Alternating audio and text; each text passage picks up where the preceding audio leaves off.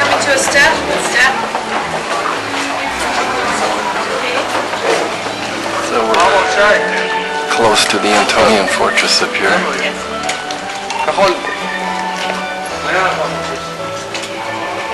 okay, doing good. So this archway is part of Ecce Homo. We'll see the rest of the archway on the inside.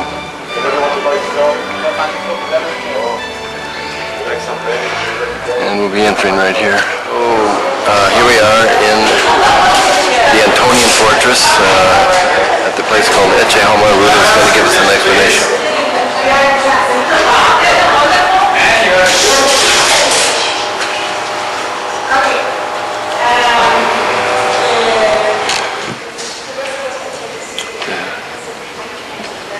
A little chapel, I guess you could say, of Ecce Homo. Part of the Antonian fortress. We see this archway here. It's a continuation of the archway we saw on the outside going over the walkway. And this is where Jesus stood when they said, "Behold the man," as he was condemned before he took up his cross.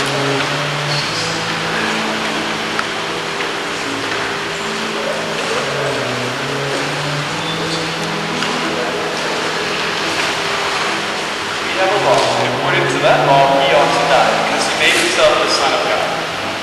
Now when Pilate heard this statement, he became even more afraid, and went back into the praetorium and said to Jesus, "Where are you from?" Jesus did not answer him. So Pilate said to him, "Do you not speak to me? Do you not know that I have power to release you and I have power to crucify you?" Jesus answered, "You would have no power?"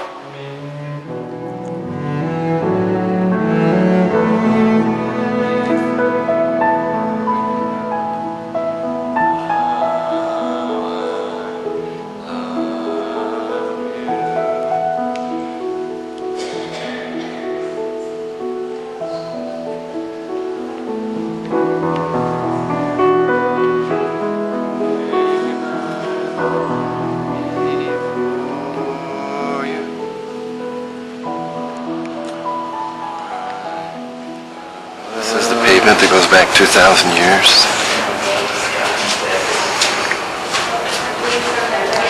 This is the lower level of where we were, where these events took place. And we see this game here carved to kill the king. Whoever was the winner would be the one that would have the privilege of killing the prisoner.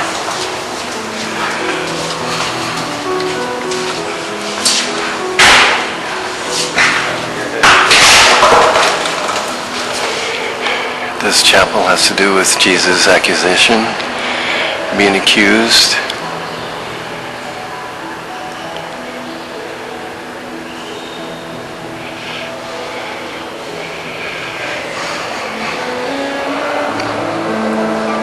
Stripped of his garments and scourged.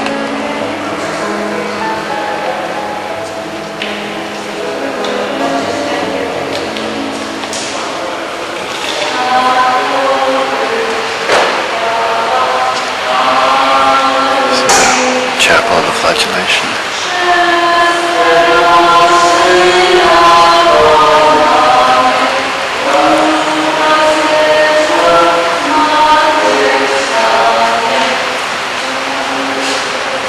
We're now going from Ecce Homo to the Church of St. Anne. It's a Crusader church, one of the very few that's still intact. Has not been destroyed. The Church of St. Anne will be inside this courtyard.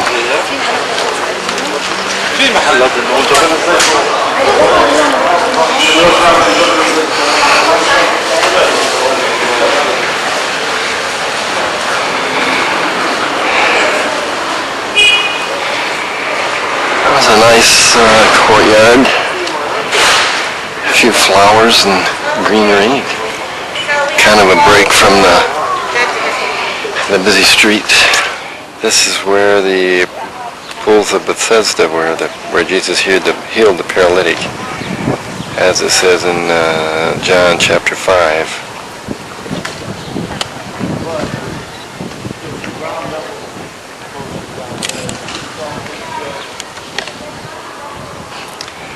This is the ruins of a Crusader church. The Church of St. Anne. This Crusaders church is still intact ever since the 12th century.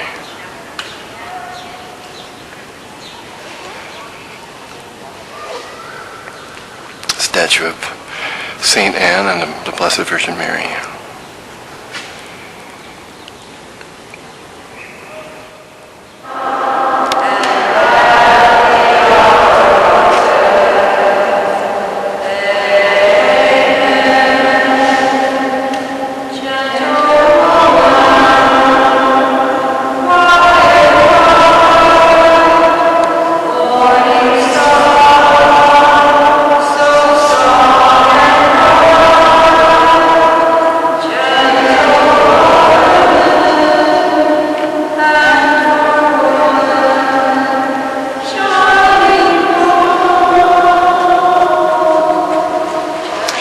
Down to the grotto, which was the house of Joachim and Anne.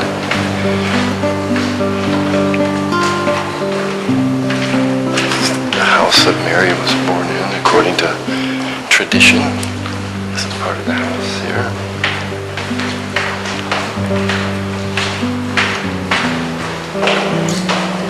So there, straight ahead is an icon of the birth of the Blessed Mother.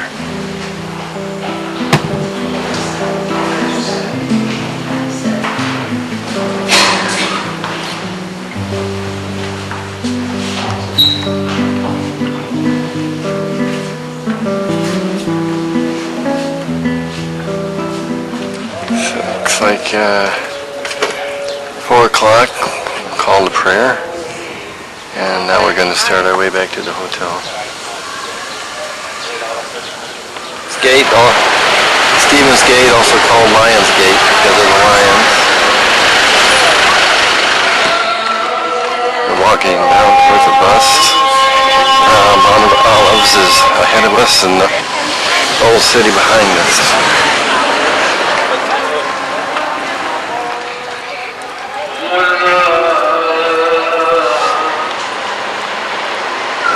The Notre Dame. This is our first morning in Jerusalem. Mohammed is backing up here to make it a little easier for us to get on the bus. So this morning we're going to Mass. This is Sunday morning, and we'll be participating in Sunday liturgy at a parish in Bethlehem.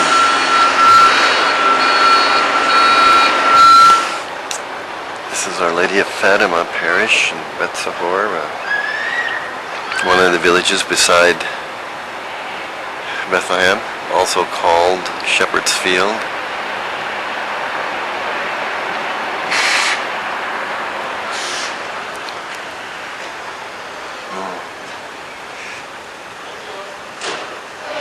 Father, pastor is receiving our group.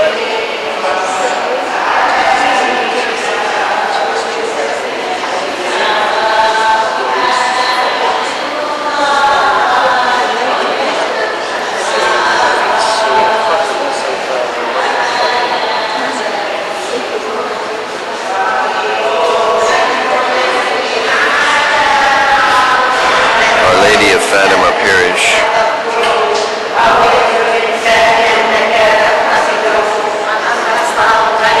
And they're praying the rosary.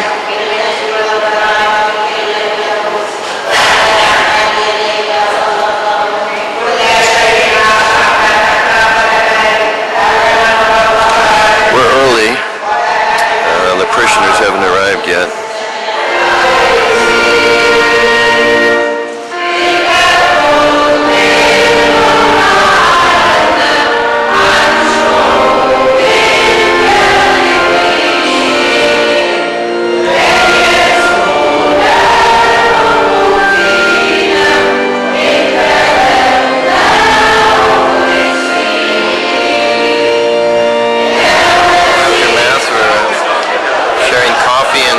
cookies. They've invited us, the local people have invited us.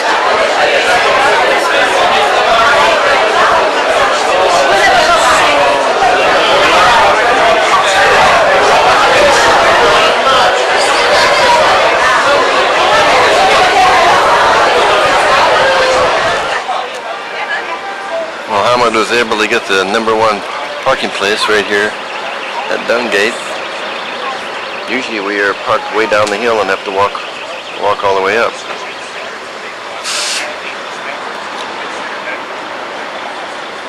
We just entered through the Dungate.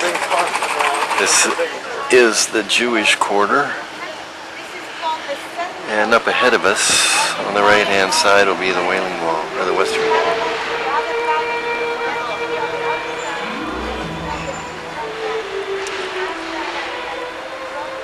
We're just passing through this security place here. And trying to find some shade along the way. Okay. This is the Western Wall in front of us. The women will pray on the right, the men on the left. From here you can just barely see the top of the Dome of the Rock, which is one of the third holiest place for Islam. And this gray dome over here, the Al-Aqsa Mosque, is where they come to pray, especially on Fridays.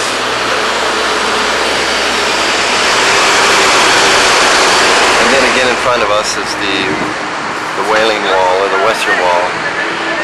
And it's the 1, 2, 3, 4, 5, 6, 7, 8, 9, 10. There's about 11 rows of the huge stones that are here from the temple built in 60 AD. And that's all that remains of the temple. This is a retaining wall. It was not a wall of the temple. It was just a retaining wall, but since it's all that remains, it is the most sacred place for the Jews. And so after a while we'll be going up, we can touch the wall, and then there is a synagogue where the men can go in on the left. So from here on, it's only men on this side.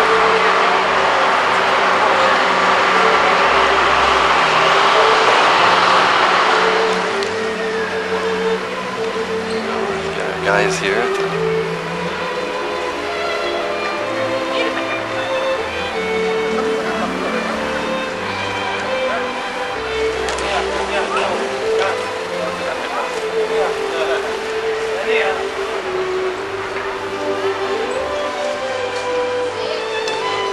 So now we're entering the synagogue.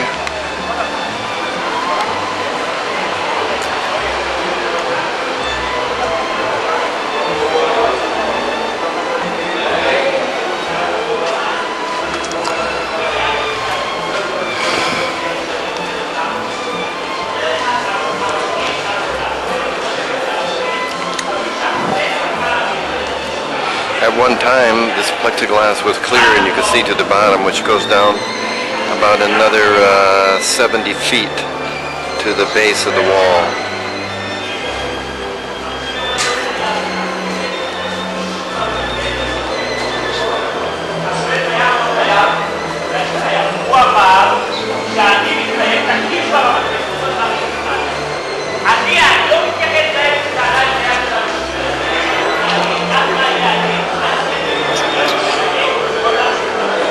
So they would have the Torah in here.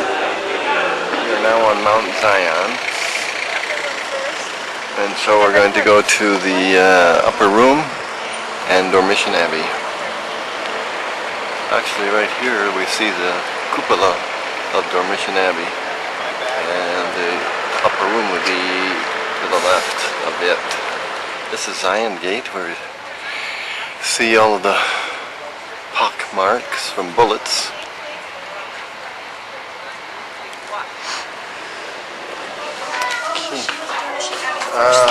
Now we're going to Dormition Abbey here.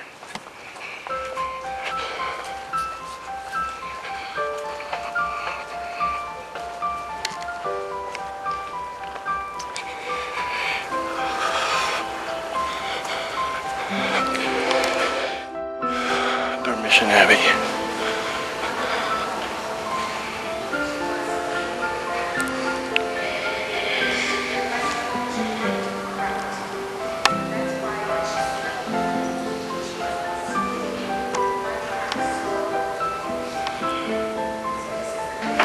So we're going below so we can see the image of Our Lady in Dormition.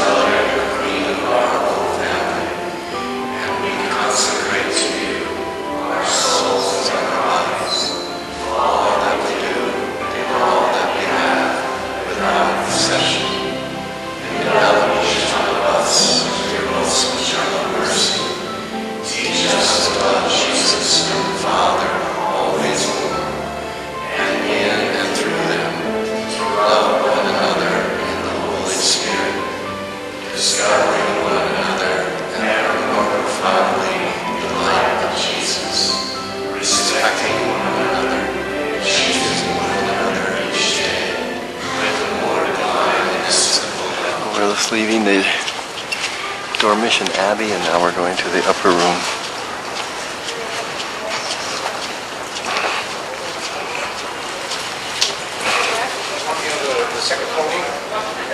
This is the entrance to the upper room.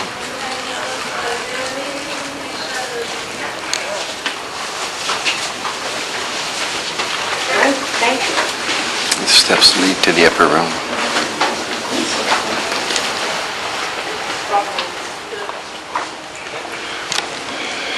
So this is now actually a mosque.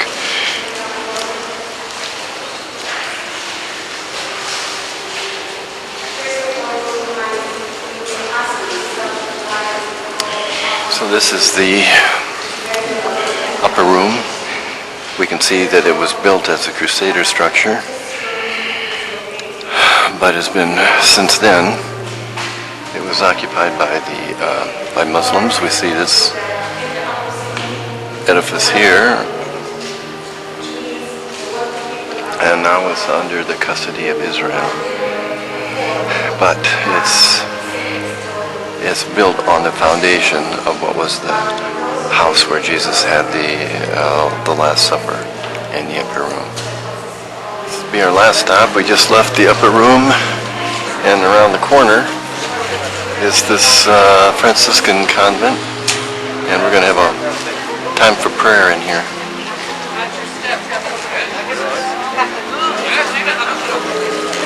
Okay. I don't believe they're going to allow us to go in the church, but there's maybe another chapel or an outer area where we will be able to pray.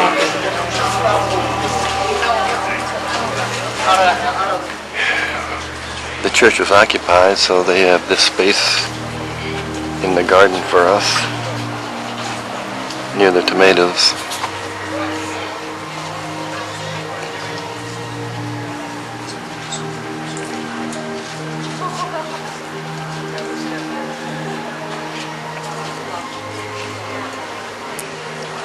Morning, good morning.